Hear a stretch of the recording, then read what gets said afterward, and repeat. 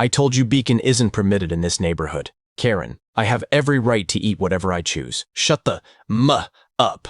I never imagined things would spiral this far. I didn't think Karen would descend to this level of complete mental instability. I always believed her insanity and ridiculous hairstyle were limited to fake fines, constant snooping, and the usual nonsense a neighborhood tyrant thrives on. For years, it was parking permits, mailbox positioning, and trash can timing. Irritating, sure, but manageable.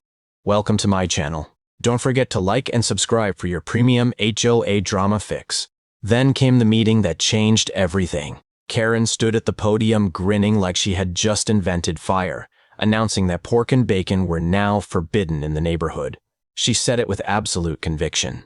A few fools actually applauded.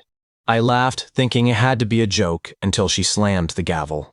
I asked why grown adults were being told what kind of protein they could eat, while Karen claimed pork was unclean and she wanted the community to remain pure. The room fell completely silent. That was the exact moment I realized logic had packed its bags and left. After that night, Karen fixated on me like a guided missile. Fines started showing up for suspected pork consumption. No proof, just assumptions. I'd check my mailbox and find pink notices accusing me of moral corruption. Meanwhile, neighbors grilling burgers were completely ignored. It felt targeted, personal, and intentional. I began documenting everything: photos, timestamps, recordings, because something in her eyes made it clear this wasn't about food anymore. She would walk past my house, sniffing dramatically, jotting notes like some unhinged food inspector. Once, she even asked if my grocery bags contained prohibited items. I told her to mind her own business. She smiled and added another fine anyway. I noticed board members avoiding eye contact with me, acting like the situation was completely normal. That silence spoke louder than anything she could say. Before we go deeper, drop a comment telling us what country or city you're watching from. We'd love to see how far this story reaches. I wasn't even someone who liked bacon or pork, which made the entire ordeal even more insulting. This wasn't about cravings. It was about power. Still, no one wanted to stand up to her. Neighbors forced smiles, nodded at meetings, then quietly apologized in their driveways afterward. Everyone was afraid of fines, liens, or becoming her next target, and fear kept the entire street under control.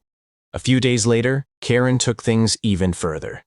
She distributed a glossy newsletter announcing that all meat was now banned: chicken, beef, fish, everything.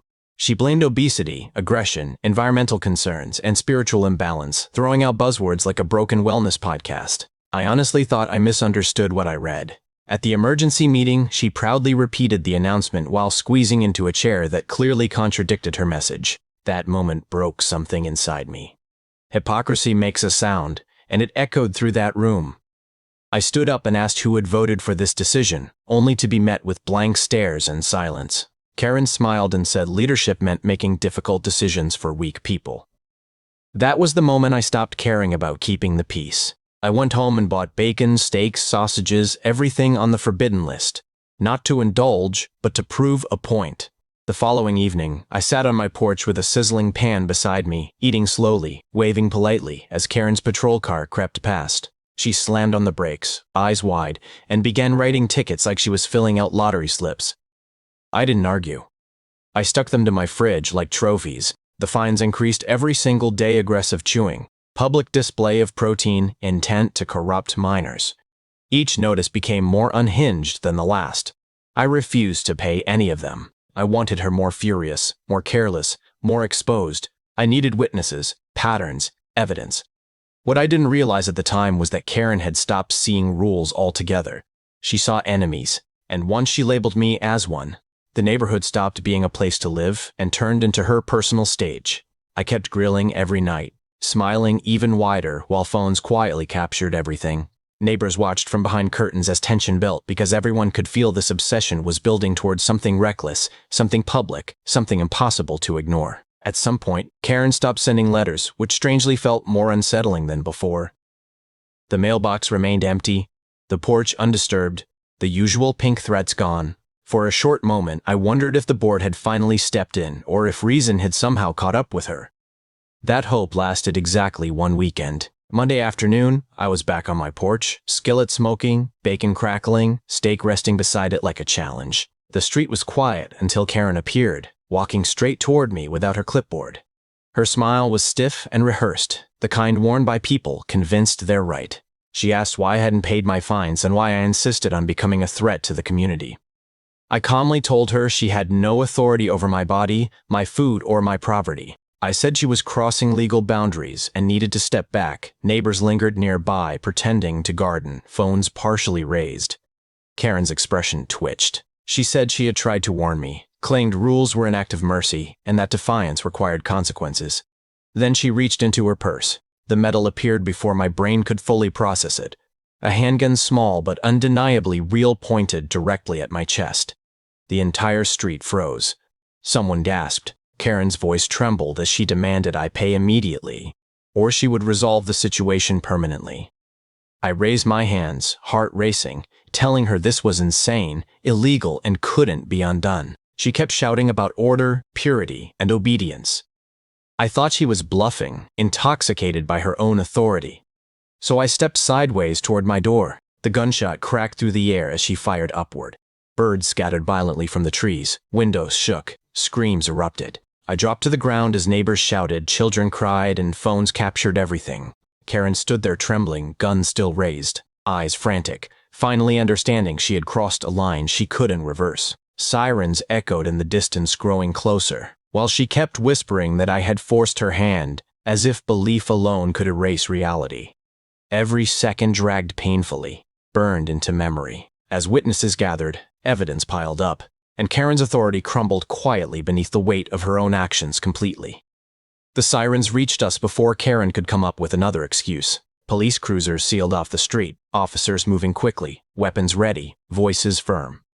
Karen tried to speak first, but dozens of phones were already aimed at her, screens glowing with evidence. She insisted she felt threatened, yet the recording showed everything from her stalking behavior to the warning shot. They disarmed her, restrained her, and read her rights while she yelled about bylaws and cleanliness. Neighbors who once stayed quiet now stepped forward, handing over videos, letters, newsletters, and fine notices.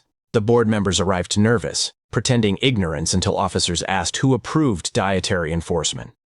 Silence answered once more. Karen's collapse was systematic and unforgiving. The HOA's emergency powers were revoked. Her finances were investigated. Every fine she issued was ruled invalid. Charges stacked rapidly. Aggravated assault, reckless discharge, harassment, impersonation of authority. Watching her argue with an actual officer about neighborhood rules felt almost poetic. By evening, news crews lined the street. Reporters loved the story.